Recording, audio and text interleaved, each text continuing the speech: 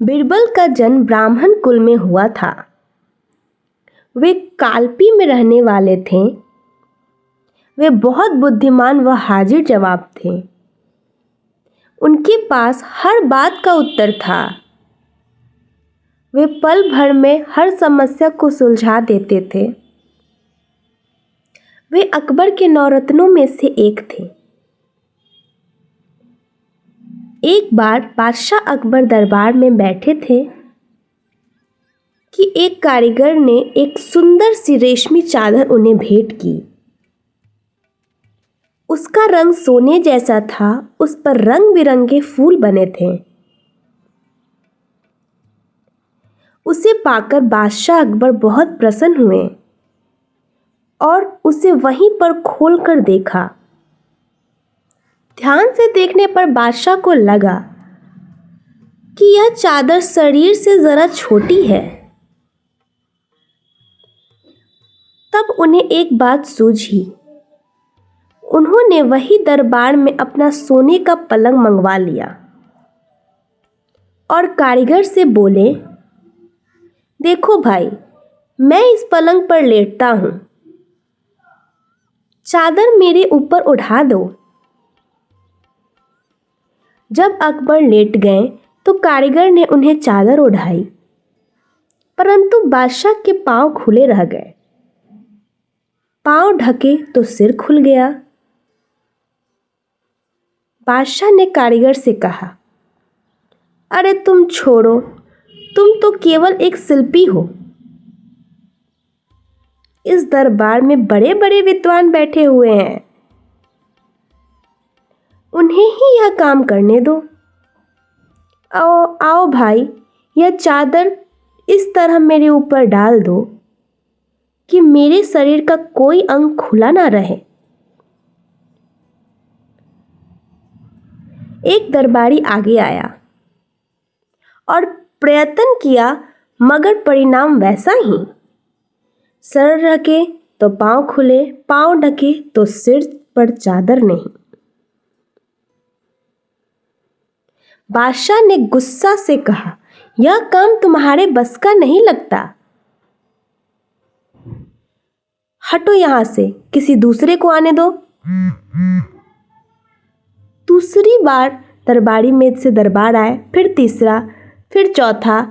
यह सब बीरबल से बहुत जला करते थे और हमेशा कोशिश किया करते थे कि बादशाह के सामने उसे नीचा दिखा दे। और आज जब दरबार में बीरबल मौजूद नहीं था तो उनके पास सुनहरा अवसर था।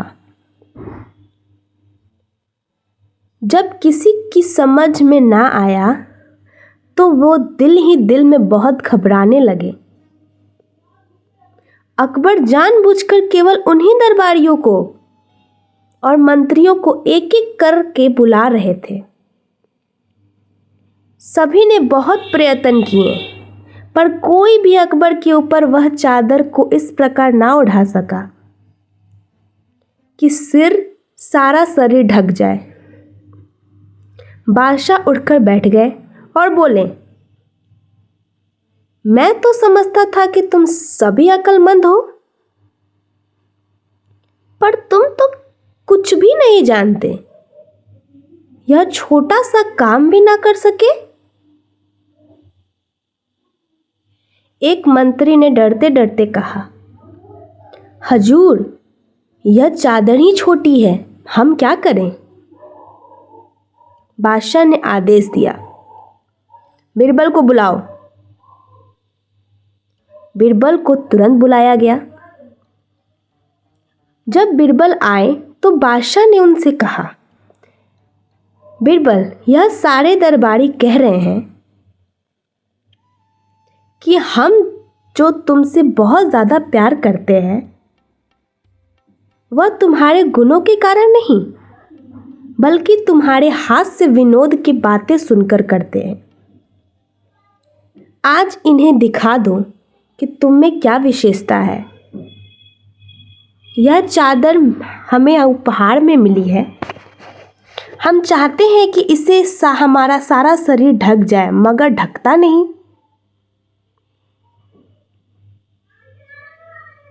बिरबल ने चादर हाथ में लेकर देखी। वह तो सचमुच छोटी थी। फिर बादशाह की तरफ देखते हुए कहा, बादशाह सलामत, आप जो चाहते हैं वही हो जाएगा। बादशाह उसकी तरफ देखकर आहिस्ता से मुस्कुराए, फिर कहने लगे, बिरबल, हम इस पलंग पर लेटते हैं। तुम इस तरह हमें ओढ़ा दो कि शरीर का कोई अंग खुला ना रहे। बिरबल पलंग के पास आया और थोड़ी देर तक बादशाह को लेटते हुए देखता रहा। फिर आहिस्ता से कहने लगा, हुजूर, यह तो कोई मुश्किल काम नहीं है, परंतु आप कृपया करके ठीक तरह से तो लेटिए। अकबर ने पूछा, किस तरह? बिरबल ने कहा, जैसे बच्चा सोता है। घुटने छाती के साथ लगाकर, पैर समेटकर बादशाह वैसे ही लेट गए। बिरबल ने चादर उसके ऊपर ओढ़ा दी। सारा शरीर ढक गया, पांव भी, सिर भी। फिर हंसते हुए कहा, हुजूर, जितनी चादर हो उतने पांव फैलाना चाहिए। अकबर ने बिरबल की तरफ देखकर कहा, कितनी अक्लमंदी की बात की तुमने बिरबल। जितनी चादर हो उतने ही पैर फैलाओ। इस तरह से बिरबल अकबर के दरबार में नित नए करिश्मे दिखाया करते थे। आज भी अकबर और बिरबल की बहुत सी कहानियाँ हम उसी शौक से पढ़ते व सुनते हैं।